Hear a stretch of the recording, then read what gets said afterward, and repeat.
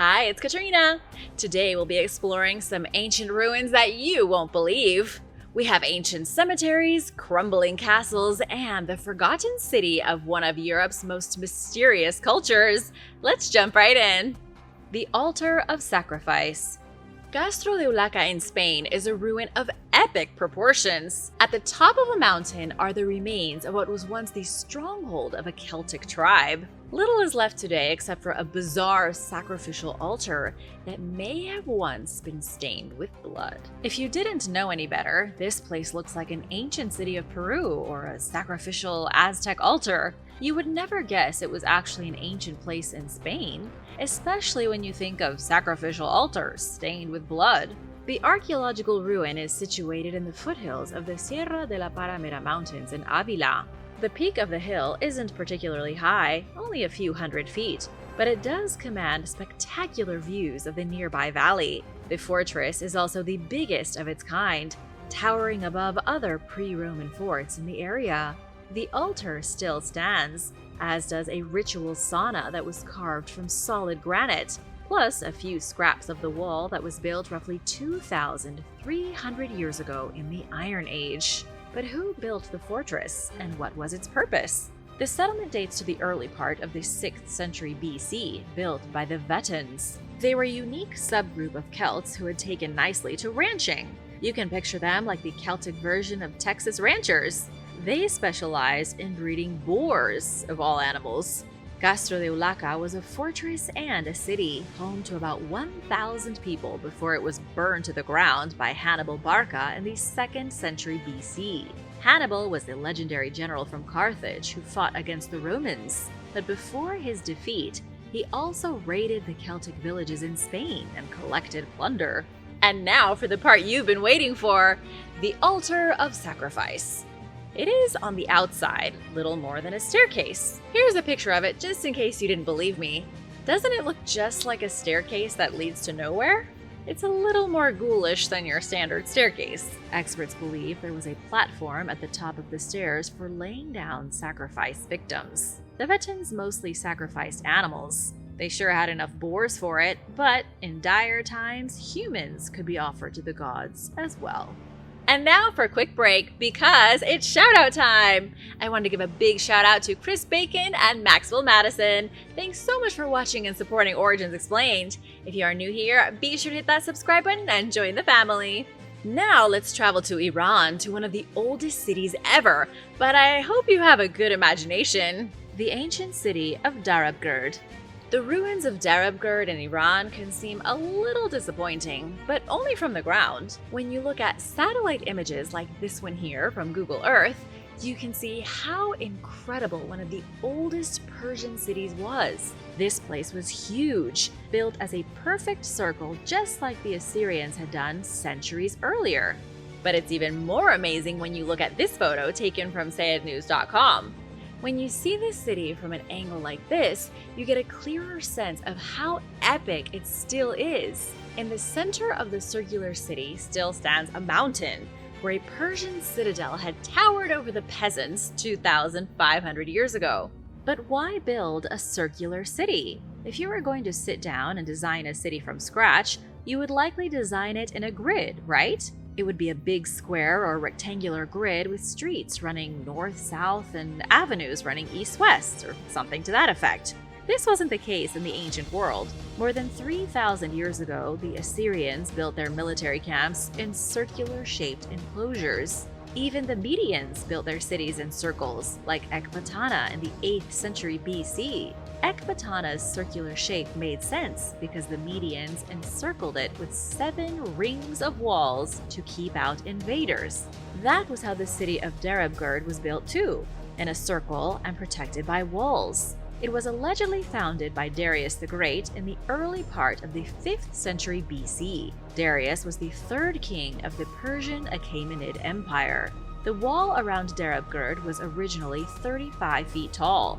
What's truly amazing is that 21 feet of it remain. Some sections still stand after almost 2,000 years of being abandoned. In the vicinity of the city, you can find the remains of a citadel. There are bas-reliefs carved in the stone celebrating the Sasanian victory over Roman Emperor Valerian in 260 AD. There are 4 gates that were used to enter the city. But sadly, it's still a ruin. Nothing glorious remains standing. There's no greenery or temples or signs that this city had been one of the most beautiful cities on the planet. What a shame. The oldest structure of the New World? In Peru's Casma Valley is a structure that is so old you're going to have a hard time believing it. The archaeological site of Sechin Bajo is believed to be home to the oldest artificial structure anywhere in the New World. That means the oldest structure built by human hands anywhere in North America, Central America, or South America. And let's not forget the Caribbean as well. Sechin Bajo was the capital city of a culture that existed over 3,000 years before the Inca. They occupied Sechin Bajo starting roughly in 1900 BC. That was 1,000 years before the events in the Old Testament. However, the dating is only partially true. Recent archaeological excavations unearthed a stone plaza that's even older than the rest of the city. The initial analysis has shown that the plaza was built around 3500 BC. That makes it older than the pyramids and older than Stonehenge. To understand how this even begins to make sense, I need to explain a little more about Sechin Bajo. It's only one site in a much larger archaeological complex that spans many miles in diameter. There are also the sites of Mocheque, Pampa Rosario, Chanquillo, and at least 3 others. These sites are all within such close proximity that archaeologists suspect they may have been different neighborhoods in one humongous settlement. It's like when you move to a new city, only to find out that the city is broken into dozens of neighborhoods, municipalities, whatever. Archaeologists suspect that the sites across the Casma Valley all belonged to a single culture. Archaeological research has been happening here since the late part of the 1930s. One of the first dedicated researchers was Julio Tello, a man who is considered to be the father of Peruvian archaeology. Julio became obsessed with Sechin Alto, a monumental complex covering an area of about 200 hectares. The monument was made of 5 connected plazas extending from what may have been a giant pyramid. Sechin Alto was without a doubt the biggest monument anywhere in the Americas throughout the 2nd millennium BC. In 2008, archaeologists made a discovery so shocking that even they could hardly believe it. They dug underneath a plaza in Sechin Bajo and discovered another plaza beneath it. This was the plaza from 5,500 years ago. It's starting to look like there's an entire layer of an even older city beneath Sechin Bajo. But who in the world made it? Archaeologists call the ancient people of the Casma Valley the Casma culture or the Sechin culture. They were presumably the ones who built the even older ruins, kind of like how modern New York City was built on the bones of older colonial settlements. What makes the ruins so exciting is that they prove a complex, sophisticated, and highly organized civilization once lived in Peru long before the Egyptians were building temples and tombs. Peru, while already recognized as one of the cradles of civilization, may have gotten its start even earlier than Mesopotamia. The Megalithic Cemetery of Ireland. Ireland is home to countless castle ruins, but it's also home to some of the oldest and most incredible megalithic tombs in the world, and one rather feisty witch. The ancient cemetery of Loucru has burial cairns dating back an estimated 6,000 years, and some of them are decorated with mystifying artwork. But it's not just the ruins of the cairns that draw visitors from around the world. It's the legend of the divine hag. There are over 20 ancient tombs here, though it's not the only cemetery of its kind. Ireland has 4 major prehistoric cemeteries where there are enormous monuments spread across the rolling green hilltops. The biggest of the tombs here is Cairn T. It's a difficult ruin to describe without being inside of it yourself, though you can get a good idea from looking at pictures. Here's a shot of the inside of the tomb, and here's an aerial view of Cairn T that was taken with a drone. The exterior, as you just saw, is a large mound of stones, while inside is a cruciform chamber where somebody was once laid to rest. On the sunrise of the spring and autumn equinoxes, sunlight floods the cruciform chamber, making it so bright that you would think someone was being resurrected. Experts don't know who was buried here, as their body is long gone. But what I can tell you is that the cemetery has been linked to a witch for centuries. The Irish name of this place translates into English as Hill of the Witch. The name comes from an ancient witch known as Hannibal Barca, who may have originated as the old Celtic goddess Bui. The history of Ireland is deeply entwined with the history of the Celts, and they share a lot of ancient folklore. The legend says that as the witch was jumping from one hill to the next, some stones fell from her apron. The fallen stones then formed the huge cairns at Loughcrew, which the silly humans used as burial plots. They say that if you sit upon the hag's chair, a rock that looks suspiciously like a throne, and make a wish, the witch will grant it. But do you think it's worth the risk? The Mysteries of Perperikon. Of all the ancient European cultures, which one do you find the most mystifying? Is it the Greeks, the Romans, the Gauls, the Celts, the Slavs? Or perhaps it's the Thracians? The Thracians are considered one of the most mysterious cultures to this very day, for some reasons you're going to find positively thrilling. They were warriors, barbarians, and they nearly brought Rome to its knees. Bulgaria is where you'll find the best Thracian ruins, like the destroyed city of Perperikon. It was within the walls of this city that the Thracians practiced their bizarre fire rituals upon the largest cult altar ever found in Southeast Europe. Not much is known about the rituals though, because the Thracians had no written language. They lived in a time when most cultures across the globe were writing down their histories, but the Thracians saw no need to write things down. They were craftsmen and ruthless fighters who built cities, conquered their enemies, and pounded metal into weapons. They ruled a vast area across the Balkans, into Bulgaria, and across Hungary. They even make an appearance in Homer's famous book, the Iliad. Homer described the Thracian chariots as the war gear of immortals. Ancient historian Herodotus said the Thracians were the most peopled group on the planet after the Indians. So, to be fair, you have to take everything Herodotus said with a grain of salt. He also wrote that the Thracians often sold their children and allowed their wives to lay with whichever men they pleased. Maybe this was true, or maybe not. Archaeologists know nearly nothing about the Thracians because they left so little of themselves behind. But they did leave behind Perperikon, the largest megalithic site in the Balkans. It was excavated in 2000 by Professor Nikolai Ovcharov, who was nicknamed the Bulgarian Indiana Jones. The professor's excavations revealed that the first traces of human culture at Perperikon are from 5000 BC, but the Thracians didn't show up until around 1500 BC. The Thracians then built a big city that's been given a ton of nicknames. Some have called it the European Machu Picchu, others have called it the Stone Pompeii. It had a sophisticated water supply system, gridded streets, and lots of houses.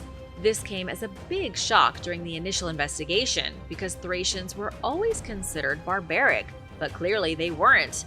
They knew exactly how to build cities. The most amazing ruin in the whole place is a massive altar carved out of the rock.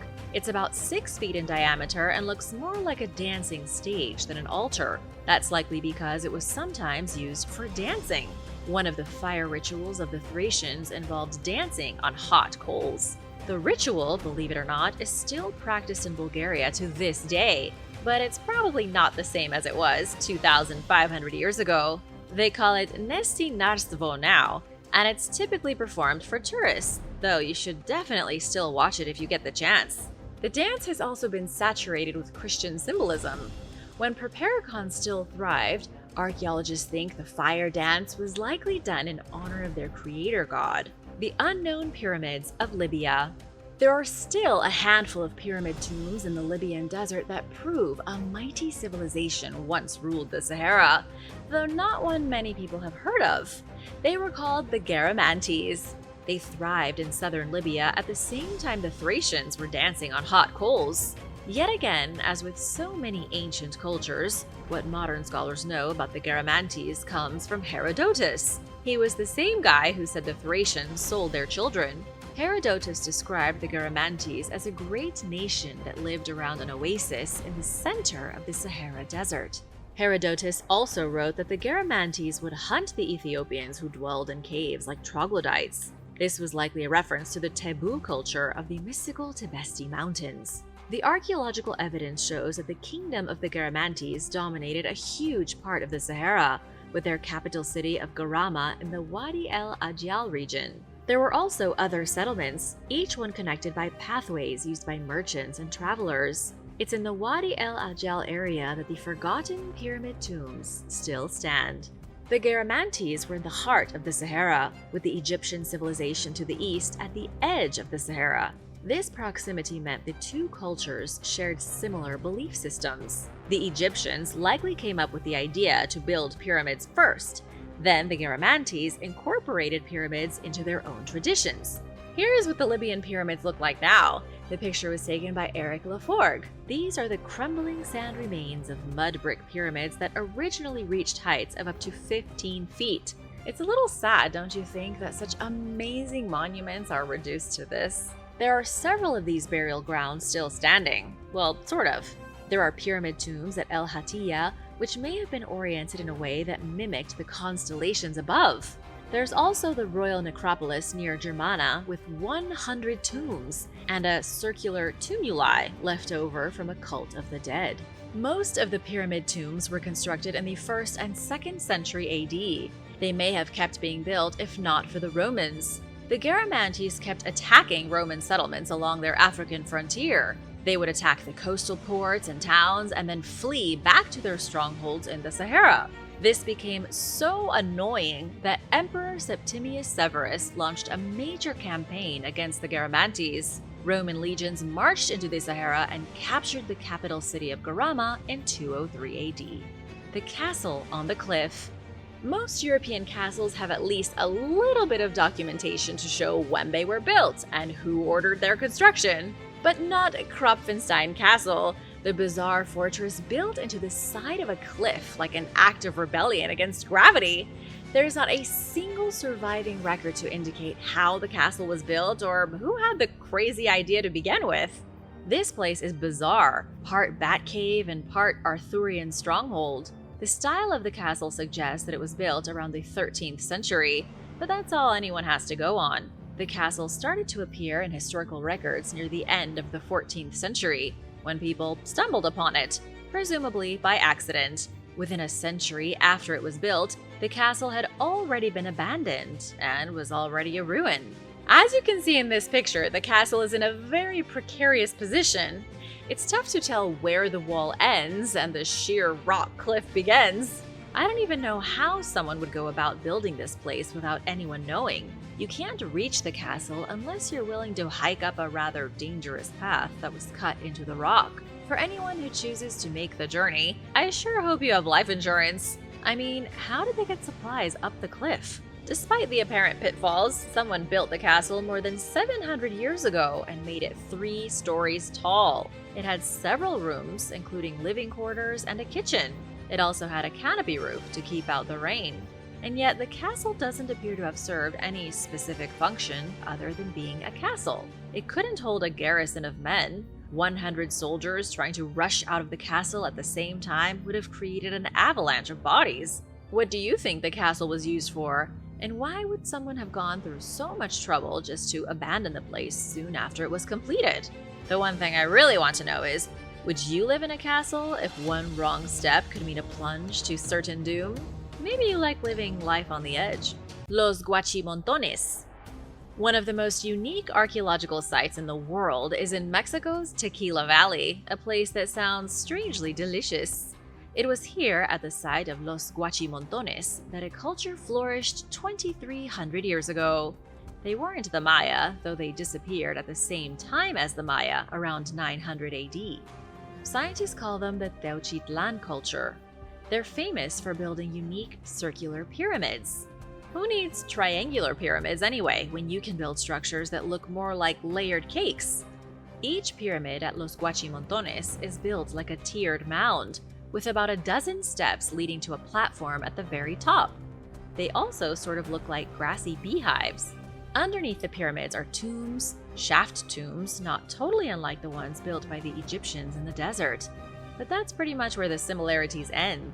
Excavations across Tenochtitlan sites, including Los Guachimontones, have revealed that the pyramids had a post hole in the center of the platform at the top. The post holes would have originally been to hold a long pole, like a flagpole, only there was no flag. Archaeologists don't know what the long poles were for, but they have a fairly good idea. They may have been used in bizarre ceremonies in which tribal leaders climbed the pole to prove their devotion to the gods. Who those gods were is another part of the mystery. The Tenochtitlan culture may have worshipped different gods than other Mesoamerican cultures like the Aztec and the Maya. Scientists have been studying the Tenochtitlan since the 1960s and still can't figure out why they were so unique compared to other ancient Mexican cultures. A new Roman villa. In Oxfordshire, England, a housing development led to the discovery of an ancient Roman villa. Houses were supposed to be built, but now archaeologists from the Red River Archaeology Group have taken over the site. They are trying to learn more about this remarkable Roman mansion and some strange curses. The villa is about 60 miles from London in the small village of Grove, a place that's been occupied by countless cultures since the Bronze Age. The villa dates to the 1st century AD, when Romans conquered England and changed history forever. Lewis Stafford, one of the senior project managers, said the villa was so big that it was likely a dominant feature in the area. People would have been able to see the roof of the villa from miles away, making it a constant reminder of the Roman invaders. But it's not just size that counts. The villa was also intricately decorated on the inside. Archaeologists identified painted plaster, delicate tilework, mosaics, and lots of other small decorative flares. The Romans didn't just show up here and build a villa. This was a sophisticated project. Someone extremely wealthy from the Roman Empire had what you could consider a McMansion on steroids, built at the edge of an ancient village. And there was more to it than just luxury. Roman expert and site director Francesca Giarelli said villas were built as small administrative centers by the Romans. The Roman Empire's domination of Britain started in 43 AD, which wouldn't have been long after Jesus' crucifixion, according to the New Testament. As the Romans slowly moved across Britain, they built massive villas that doubled as government sites. The people who lived at the villa didn't just nap and read poetry all day, or whatever rich Romans did in the land that they conquered. They were in charge of maintaining roads, ensuring a good harvest, and keeping the peace in the nearby villages. There isn't much known about the residents of the villa yet, but Francesca said the team discovered tightly coiled lead scrolls that look suspiciously like Roman curse tablets. Romans would write messages on scrolls to the gods asking for favors, with those favors usually involving their enemies being smited or smited or cursed in some way. Even this far from home, it seems as though the Romans were turning to their gods in hopes of smiting their enemies. The shocking dolmens of the Caucasus. Across the western Caucasus are the ruins of 3,000 ancient dolmens. Although not all of them are ruined, many still stand as if untouched by time. All the way from Abkhazia to the Taman Peninsula, these impossible rock monuments remain a testament to the ingenuity of a lost civilization. Many of the megalithic dolmens found in Russia are from the early part of the Bronze Age, about 6,000 years ago. Each dolmen is built in the same fashion, but still unique. They were constructed like simplistic box houses. 4 walls made from vertical slabs of stone, with a much larger slab of stone placed on top for the roof. Then, a semicircular access portal was carved into one of the walls like a doggy door. Scientists have struggled to make sense of dolmens for years. Some of them are covered in strange petroglyphs, and others depict concentric circles and weird human forms. But the biggest mystery is how the ancient people managed to lift the slabs of rock for the roofs.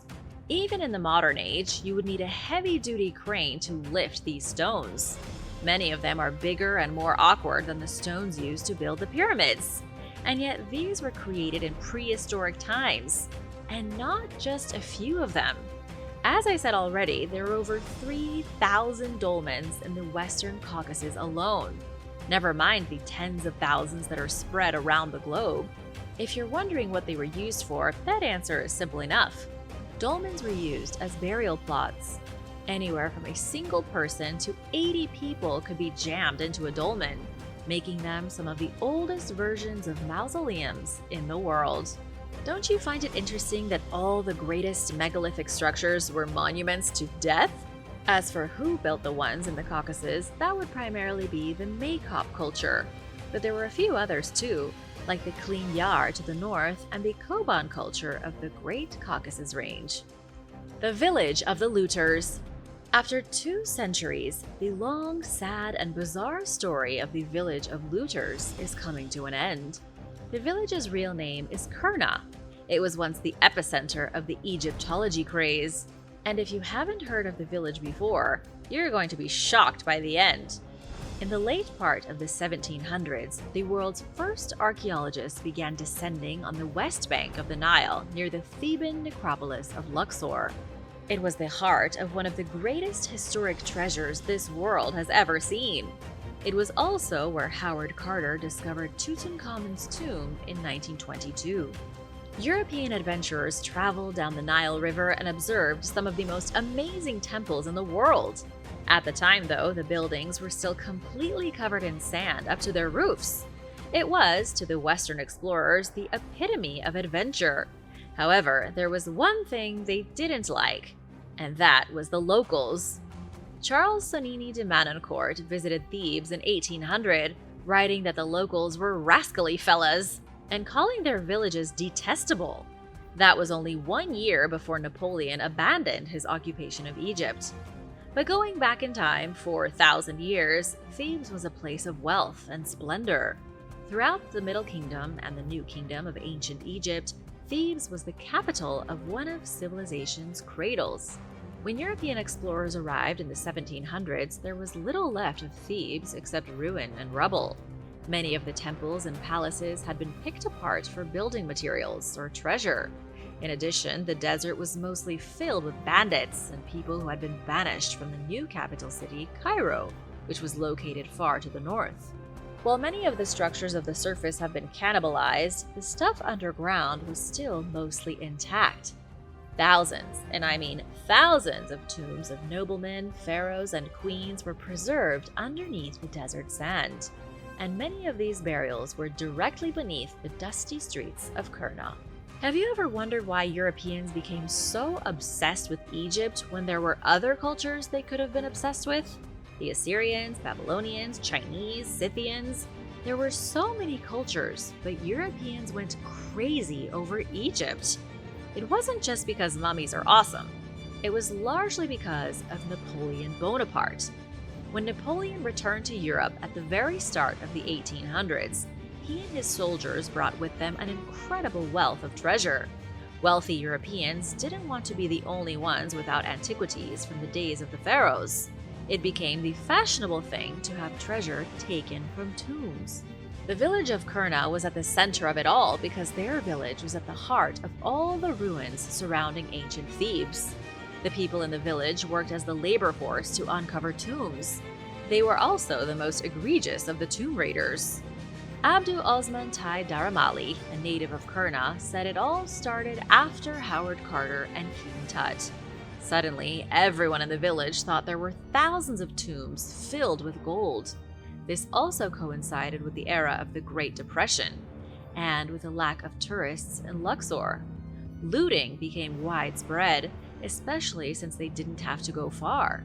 People in Kurna could literally dig through their basements and break into tombs they hadn't even realized were there. In the 1940s, the Egyptian government wanted the village gone. They tried in the 1940s, but they couldn't get everyone out. Then, in the 1990s, they did things like cut off electricity to force people out of Kurna. Between 2006 and 2009, the governor brought in bulldozers and started tearing their houses down. Nowadays, Kurna is empty, and the ruins of Thebes remain buried beneath the demolished homes. The Forgotten Capital. Mistras was once the capital of Morea, built on a mountain beside the ancient city-state of Sparta. It remained standing until the 19th century when a massacre destroyed the city for good. The history of Mistras is long, bloody, and sometimes confusing. It all started in 1249 AD with William II of Villehardouin. It was the provincial capital of Morea, which was part of the Byzantine Empire. When the empire fell to the Ottomans in 1460, Mistras changed hands. It didn't get burned down or destroyed. The city simply switched owners and then continued to thrive until 1823. You're probably wondering who William was. If I tell you he was the Prince of Achaia, does that help? He was the younger son of Prince Geoffrey I and held the barony of Kalamata. But I think the best way to describe him is as the most important ruler of Frankish Greece, a servant of the Latin Emperor of Constantinople. Now that you know who William was, I'll tell you that he built the city of Mistras in the picturesque foothills of the Taygetos Mountains. But he didn't do it because he liked the scenery. It was because the mountain worked as a vantage point from which William could monitor the area, keeping watch for an attack. It didn't do much good though, because in 1259 he lost the Battle of Pelagonia, which led to Mistras being taken over by the Byzantines. Then, 2 centuries later, it was taken by the Ottomans. Even through all the turmoil, the city remained a center of learning, all the way until the Greek War of Independence. And that's when the Egyptian Ottoman army sacked the city so badly that any rebuilding would be hopeless. If King Otto hadn't chosen to rebuild the ancient city of Sparta a few miles away after the new Greek state was established in 1832, Mistras might have been rebuilt. Today, only the city's ruins remain, but Mistras is still a pretty awesome place to visit, especially since it's next door to the modern version of Sparta. If you could only visit one place from ancient Greece, which place would you pick? Let me know in the comments below. Be sure to subscribe if you haven't already and give this video a thumbs up so that I know that you want to see more like this. If you want to see even more content, be sure to stick around for an older video you might have missed, and I'll see you later. Valle dei Mulini. The Valle dei Mulini, or the Valley of the Mills in English, is a fascinating abandoned village in Italy that's been completely overgrown by nature. Trees growing out of ceilings, moss covering the walls, and critters living in every nook and cranny. But the Valley of the Mills is even more interesting than just a bunch of abandoned structures from the 13th century. These structures themselves are sitting inside of a deep crack in the bedrock of the earth, a huge split that formed about 35,000 years ago. By geological standards, that's extremely recent. The eruption would have devastated the Mediterranean region, and it caused fissures to break open in the planet. Italians decided to take advantage of the natural stream flowing through the volcanic valley. Of course, by then it was full of greenery and life, so nobody probably thought it was volcanic. All they knew was that the water moved through the valley in ample quantities and that they could use it to their advantage. The flour mills were built and more industrial outfits soon sprang up in the valley as well. There was a sawmill, a wash house, and a whole little village of industrious locals. But disaster struck in the 1940s when the milling of flour shifted to the nearby pasta mills. The industry dried up, the valley was abandoned, and now it's being reclaimed by nature. Keep in mind that as of 2019, the local council voted to restore the Valley of the Mills, and so its old and rustic look may soon be gone. Madain Saleh. Madain Saleh was called Hegra by the Nabatean people who built it. The ancient desert city is hiding in the north of Saudi Arabia, carved into the shadows of giant boulders the size of city blocks. They carved their city out of the natural stones standing in the red wasteland, and it's been sitting undisturbed for about 2,000 years. It was only this decade that Saudi Arabia opened the site up for tourists, allowing them to come and see one of the greatest abandoned cities of the ancient world. If you're thinking to yourself that Hegra looks an awful lot like the site of Petra, that's because they were made by the same people. The Nabateans had Petra as their capital a few hundred miles to the north in Jordan, while Hegra was their secondary city. It was more of a trading hub, their southerly outpost where caravans could take a rest. It was a megalithic city that played a huge role in the spice trade. In fact, the Nabateans controlled all of the spice moving to places like Greece, Rome, Egypt, and Phoenicia. Particularly, they had a monopoly on frankincense and myrrh. And while that may not sound impressive to us today, it was important enough 2,000 years ago that the Nabateans became filthy rich. They became so rich that the Romans annexed their entire civilization in the 1st century AD and pushed them into extinction. A century or two later, the Romans then abandoned Hegra, and it remained mostly empty ever since. The Gedi ruins. The Gedi ruins can be found in Kenya, and it is a uniquely African lost city from the Middle Ages. In fact, some consider the Gedi ruins to be one of the biggest mysteries in all of Africa. The ruins can be found just off the coast of the Indian Ocean, buried deep in one of Kenya's thickest and wildest rainforests. What we do know about the city is that it most likely came into existence around the 13th century, although there is absolutely no hard evidence for that. Scientists are not only baffled about who built the town and when, but also why and when it was abandoned. All that remains these days are the ruins of coral brick houses, these stone pillars of a mosque and a palace, and yet it was once a thriving metropolis. The city was even more advanced than some places in Europe, even today. There were neatly aligned streets, running water, and flushing toilets, all the luxuries of an advanced society. Archaeologists have even found artifacts from all over the world here, from Ming Chinese vases to Venetian glass made in Italy. Whoever lived in this coastal town had trade networks all over the world. And yet sometime in the past few hundred years, everybody left and never came back. Old Kinzorsk. Old Kinzorsk is an abandoned cave city located on a steep slope of a gorge in the middle of absolutely nowhere, Armenia. Back in the 17th and 18th centuries, over 8,000 people lived in the subterranean city, which was filled with everything that would have been in any normal Armenian city above ground. People lived in their own private homes.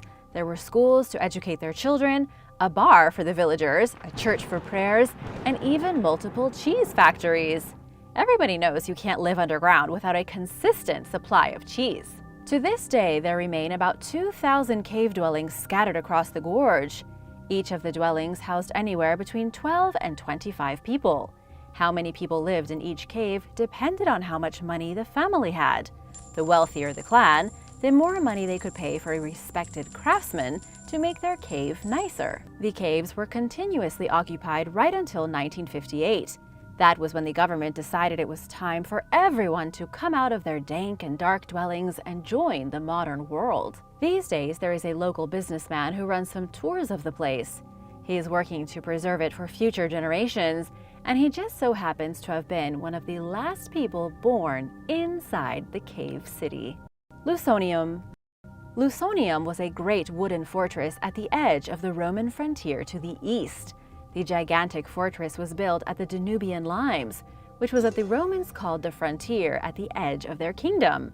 This is where the Danube River separated Rome from modern Hungary, Slovakia, Serbia, Bulgaria, and Romania.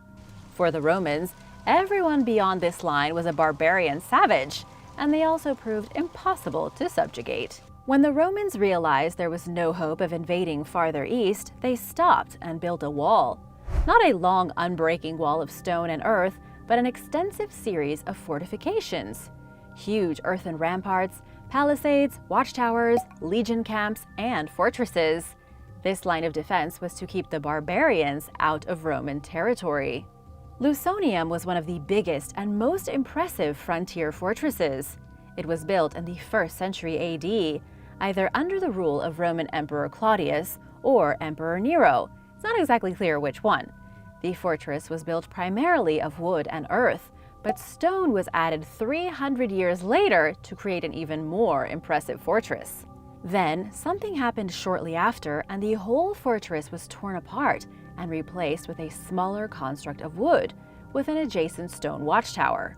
About 500 to 1,000 soldiers would have guarded this fortress.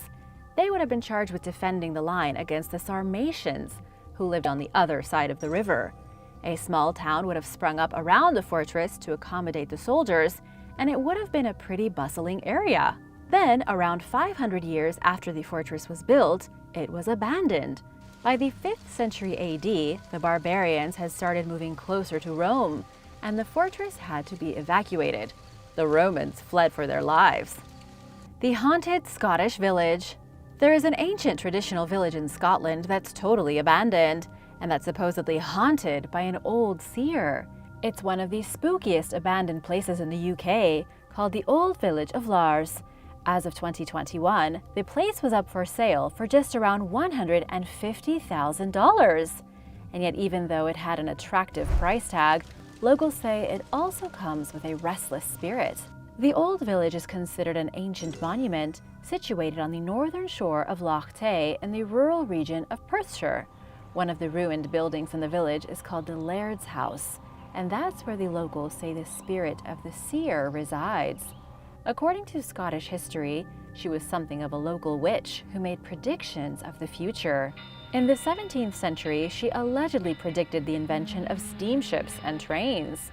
We don't know how much of this is true, and nobody knows if her spirit really is haunting the place. The history in the village goes back to at least 1473, but it was down to only 17 residents by 1841, according to the official UK census list. By the 20th century, the whole place was deserted. Ajina Tepe. Ajina Tepe is an ancient abandoned Buddhist cloister. A cloister is kind of like a monastery, one that's isolated from the rest of the world. It can be found these days just a few miles from the city of Bokhtar in Tajikistan. It really is in the middle of nowhere, hidden in rural Central Asia. And yet, according to the UNESCO World Heritage Center, Ajina Tepe has outstanding universal value. It's an amazing site with a rich and mysterious history, and it goes back nearly 1,500 years. Even though Tajikistan and the surrounding nations are predominantly Muslim these days, there was a major resurgence of Buddhism starting in the 7th century. Buddhist cloisters like Ajina Tepe sprang up like wildflowers. There was a resting Buddha statue built here, a monumental creation roughly 40 feet in length. Archaeologists have also discovered statues and carvings from Buddhist mythology and striking Buddhist murals from the 7th century. Unfortunately, the whole operation didn't seem to last very long. Within just 100 years, everyone appears to have abandoned the sacred site. The people simply left. The monk dwellings were all left to rot, and nobody really took any notice of it until the 1960s. By then, Ajina Tepe was almost completely in ruins. Guayabo de Turrialba. Guayabo de Turrialba is an abandoned jungle city in Costa Rica that is not very well known to the general public. There may be plenty of fantastic archaeological sites across Mexico and Guatemala, but Costa Rica barely gets any attention. There were plenty of fascinating societies living in Central America, societies just as noteworthy as the more popular Maya from the north. The physical location of Guayabo de Turrialba was believed to be occupied starting around the year 1000 BC. That was right around the time Jerusalem was founded, just to put things into perspective. Then the population steadily grew. The city became larger and more advanced, and it peaked in the 9th century AD with a population of about 10,000 people. It was the main center in the region for both politics and religion, and yet the entire society was almost certainly based on farming. They farmed just enough food to keep all of their bellies full, while trying not to go to war with all of their neighbors in the north, like the Aztecs and the Maya. Unfortunately, archaeologists don't actually have a name for the people who built this place. We only know that they were a highly advanced society, likely as innovative as the Maya, but not as expansive. They didn't leave behind such grand cities and impressive ruins as found in Mexico, and archaeologists don't even know what to call them. They abandoned the city at Guayabo de Turrialba in the year 1400, about 100 years before the Spanish conquistadors showed up. We still have no idea why they left, as it appears to have happened quickly and for no obvious reason. Gamsutl. Gamsutl is one of the oldest settlements in the entire region of Mount Gamsutlmir in Russia. The town itself is situated high up at the mountain's peak, 4,600 feet above sea level. It's also known as the Machu Picchu of Russia. While the village may be ancient, it's currently abandoned and in ruins. It's also so far out of the way that getting to this place is like trying to climb to the roof of the world. In fact, Gamsutl actually translates in the local ethnic language to "at the foot of the Khan's fortress." For this reason, most historians believe it was a local Khan who wanted to build the greatest fortification anyone had ever seen, and so he ordered a great castle fortress and city to be built at the peak of the mountain. Here's where things get a little mysterious. Nobody actually knows how old the city is. Some estimates say 2,000 years, and some say 5,000 years. All we know is what the archaeological evidence tells us, which honestly isn't much. At its peak, Gamsutl only had about 300 houses, meaning maybe 1,000 citizens or less. However, they lasted all the way into the 20th century, when the village was still a bustling place filled with life and energy. There were shops, a post office, and even a hospital to treat the sick. The people who lived there were completely isolated. The only way to reach the mountain village is by driving to a nearby town called Chuk, then hiking over 2 hours into the foothills using ancient pathways. From there, you still have to climb to the top of the mountain. Sadly though, 2015 saw the death of the very last remaining resident, and now there is nobody living in this ancient place, and all 70 of the remaining homes are slowly crumbling. Carlaverock Castle. Carlaverock Castle stood for only 50 years before it was forsaken. The castle, located in Scotland near Dumfries, was home to the Maxwell family in the 13th century. The family was so rich that 50 years after they built the original castle, they had a new one built just a few yards away and moved into that. They completely abandoned the first one, leaving it to rot in the year 1270. Fun fact, it is the only castle in the shape of a triangle in all of Britain. Up until now, Scottish historians had simply assumed the family wanted an upgrade to reflect their wealth. But according to Stefan Sagrot with the Historic Environment Scotland, it may have actually had something to do with extreme weather events. The original Carlaverock Castle may have experienced a prolonged period of flooding, which made life living in the castle utterly miserable. But rather than building a new home many miles away, the Maxwell family simply had a new castle built just far enough away from the flooding for it not to be affected. The new castle remains almost completely preserved to this day and is considered one of the best pieces of Scottish medieval architecture. On the other hand, the original Carlaverock Castle is very rapidly falling apart. The Great Wall of China. The Great Wall of China is known worldwide as one of the most impressive archaeological achievements of all time. However, it wasn't all built at once. Different parts of ancient China constructed different sections of walls, which were then combined by Qin Shi Huang, the first official Chinese emperor. After this, dynasties continued to combine and expand the wall into the one that we know and love today. Also known as the Long Wall, it was started over 2,300 years ago. While its primary purpose was for defense and to help prevent invasion, the wall also helped to regulate trade along the Silk Road. This must have been effective because there's a lot of wall there. The Ming Dynasty alone made around 5,500 miles of walling, but one archaeological survey found that if you add every part of the wall together, you have 13,171 miles of wall in total. Given that they weren't using contemporary construction techniques, that's a sign of some remarkable architectural prowess. But how well did it keep people out? The primary threat to the Chinese Empire were nomadic herders and warriors from the north, such as the Mongols, that would launch terrifying raids on the bordering states and steal whatever they wanted. As China expanded under the Qing dynasty, the Great Wall became unnecessary and instead became a symbol of strength and is recognized as the world's largest military structure. If you wanted to visit the Great Wall now, you might be surprised to know that about 30% of the wall dating back to the Ming Dynasty is gone. That means that about 1,243 miles have disappeared due to erosion and damage over the years. If you are looking for even older parts of the wall, most of those sections have turned to rubble. Stonehenge. The granddaddy of all ancient ruins, Stonehenge holds a special place in the human imagination. Made sometime between 4,000 to 5,000 years ago, Stonehenge is an icon of prehistoric English history. It is made of a number of large standing stones, each of which weighs some 25 tons. How did prehistoric humans make this structure, and why would they do it in the first place? Conspiracies abound, but evidence points to it being a sacred religious site for early people. However, no one is certain. There are also plausible theories which would have it that Stonehenge was a place of burial, or that it was intended as a pilgrimage destination, or perhaps all of these things combined. Each of these theories have strong evidence backing them up. We do know that it's placed in the middle of a number of ancient archaeological areas dating back to the Stone and Bronze Ages, which suggests that Stonehenge was a pretty important place. Every year, new things are discovered that give us insight into our Neolithic ancestors. Just this year, a ring of at least 20 prehistoric shafts in pits were discovered at Durrington, near Stonehenge, that date back to 2500 BC.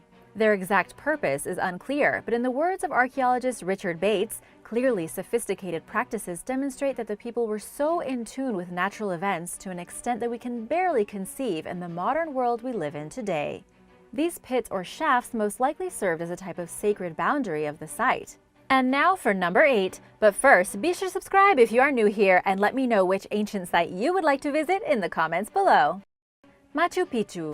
Machu Picchu is one of the most revered archaeological sites in the world. Built high above sea level atop the Andes mountain range, it stands as a testament to the intelligence and ingenuity of the Inca Empire, or perhaps the people that came before them.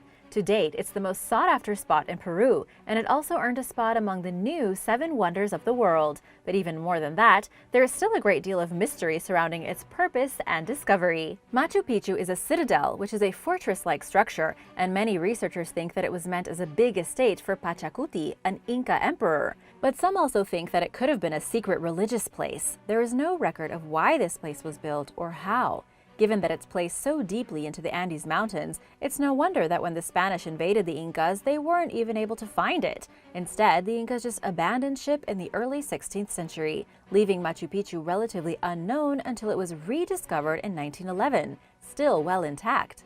An explorer was looking for a lost city called Vilcabamba and instead came upon Machu Picchu. Incredibly, archaeologists think that around 60% of the construction was made underground, which made it very sturdy. The site we see was sculpted out of 2 small peaks, moving stone and dirt to create a flat space. Remember that they had no wheels, no draft animals to carry heavy cargo, and no iron tools. There are still many things to be discovered here, and trails and ruins are believed to still be hidden underneath the heavy clouds. Have you ever been to Machu Picchu? Let me know in the comments below. Bagan. Bagan is an ancient city in Myanmar, formerly Burma, that's been classified as a UNESCO World Heritage Site, and for good reason. Between the 9th and 13th centuries, Bagan served as the capital of the Kingdom of Pagan. At its peak, around the 12th century, it housed almost 10,000 elaborate Buddhist structures, such as shrines, temples, and pagodas. Sadly, most of these have gone into decay over the past 1,000 years. Over the years, the city was ruined by constant invasion by the Mongols and natural disasters such as earthquakes, but there are still around 2,000 there to this day, and they don't disappoint. From the sky, you can't miss the grand array of religious structures peppering Bagan's landscape. If you're able to visit them, you'll find them decorated with beautiful depictions of the Buddha, all built in an elaborate architectural style that seems at once ancient and contemporary. Some of the most impressive temples include the Ananda Temple, a famous cruciform structure. Or perhaps take a look at the Damayangi, the biggest temple in Bagan. It is considered one of the richest archaeological sites in Asia. If you visit at the right time, you can see the site from a hot air balloon. The Terracotta Army. When Chinese workmen were building a well in 1974, they came upon a shocking discovery. They had uncovered the remnants of thousands of ancient terracotta soldiers buried under the ground. This accidental discovery is recognized as one of the greatest discoveries of modern times. These now famous figures are located in Shanxi, a city in Xi'an, China, and they were built for the first Chinese emperor Qin Shi Huang around the 3rd century BC, the same one that united much of the Great Wall. He is famous for unifying the entire civilized world as he knew it and tried to find the key to immortality. These soldiers aren't tiny either. They're effectively life-sized, all with their own special characteristics and facial features. Archaeologists believe they still haven't uncovered all of them because there are so many, but you can go see 3 of the excavated parts for yourself. They're thought to have been built to protect the emperor into the afterlife. This site also contains more than just soldiers. Recent digs show that there is practically an entire replica of the court that surrounded the emperor during his lifetime, with animals like birds, real sacrificed horses, and other members of the court, such as musicians and acrobats. These discoveries help to paint a picture of what life was like for the emperor, who conquered many warring states as well as his entire system of government. The emperor's tomb lies in a nearby hill, but it has never been excavated out of respect and concern about preserving the integrity of the area and artifacts. Ta Prohm. The Taprom Temple is nestled deep inside of the Cambodian jungle, and it has the wear and tear to attest to it. However, that's ultimately what gives this unique temple its charm. It was made in 1186 AD by the Great Khmer Empire, which lasted into the 1400s and was originally intended as a Buddhist monastery/school. However, eventually this empire dissolved, and people living in the area abandoned this once great temple. That's when the elements took over. For centuries, Taprom stood still, decaying and becoming overtaken by the intertwining roots of the Cambodian jungle. The structures were built without mortar, so the stones were only loosely held together, which meant that the roots could run through them pretty easily. So it now looks like Taprom is a strange mix between nature taking over and human intentionality. It's in a class all its own. Strangely enough, Taprom is actually well maintained. If it weren't, then it wouldn't be able to stand upright. The trees would just continue to take over the structure, eventually toppling it. This temple became much more popular after it appeared in the movie Lara Croft Tomb Raider. I would love to explore here, wouldn't you? Let me know in the comments below.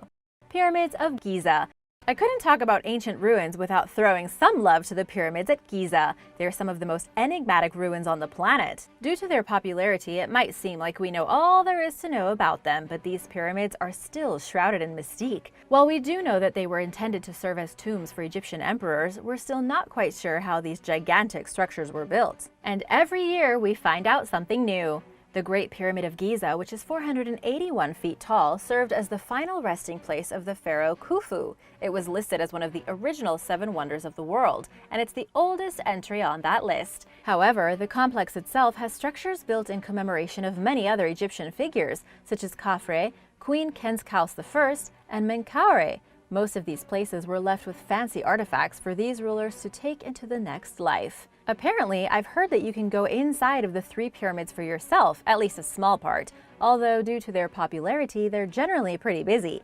However, you don't want to miss seeing this complex because it remains one of the most impactful archaeological sites in the world. Pompeii. In 79 AD, the great volcano Mount Vesuvius erupted and left destruction in its wake. In particular, it annihilated one of the greatest Roman cities in the world, Pompeii. However, this led to one of the great contradictions of history. Even though the volcanic eruption eliminated all life from Pompeii, the cooling ash preserved everything as well, which means that the city remained perfectly frozen in time after it met its fate. For over 1,500 years, Pompeii was left alone. In fact, people probably couldn't find it, given that it was completely covered in volcanic ash. But then in 1748, a group of people finally found and began excavating the city, revealing all kinds of tragic and beautiful things. Since everything was preserved, the site at Pompeii stands as a snapshot of what Roman life was like at the time of its demise. Over the years, Pompeii has also revealed countless treasures. Most recently, 2 houses were excavated that had colorful frescoes, murals, and mosaics of mythological figures. Pompeii has also been subjected to earthquakes, looting, mass tourism, and vandalism, so there has been a massive undertaking to save the city, managed by the Great Pompeii Project, funded by the EU to keep Pompeii off the UNESCO World Heritage in Danger list. National Geographic reports it is one of the longest continually excavated sites in the world. Despite all this work, about a third of Pompeii's 170 acres remain unexplored. Ellora Caves. The Ellora Caves are much more than your average caves. Inside, there is a lush array of temples and sanctified areas with intricate associated artwork. The caves themselves are located outside of Aurangabad, a city in Maharashtra, India. They were built with a particular religious purpose in mind. Hindus, Jains, and Buddhists all work together to carve the space out, and there are temples for each religion. However, the most well-known part of the cave system is the Kailasa Temple. One researcher called it the climax of the rock-cut phase of Indian architecture. It's the biggest space inside the temple, and perhaps the most intricate. It's dedicated to Shiva, the Hindu god of destruction. The temple itself is over 100 feet tall, and there are a number of panels which have texts from the traditional Indian epics, the Mahabharata and the Ramayana. Kailasa is the biggest of the caves, but the other Jain and Buddhist temples are equally astounding. Many of the caves were built at different times, corresponding to different rulers. The great diversity of architecture and thematic material makes the Ellora Cave some of the most magnificent ruins on Earth. Petra. Some millennia ago, nomads sculpted an entire city completely into the side of a giant cliff. Not only is this an impressive feat in its own right, but it's incredible to think that nomads accomplished this before the development of contemporary tools. Petra is situated in between the Red Sea and the Dead Sea in the country of Jordan, so it probably won't be the only thing you see if you decide to travel to its location. In fact, Petra is so miraculous that it's been classified among the new 7 wonders of the world. Researchers think that it was finished around 312 BC, and it was the center of the Nabatean civilization, one of the greatest ancient Arab civilizations in antiquity. Given their prominence, at one point in history, Petra was filled to the brim with markets and plots of land.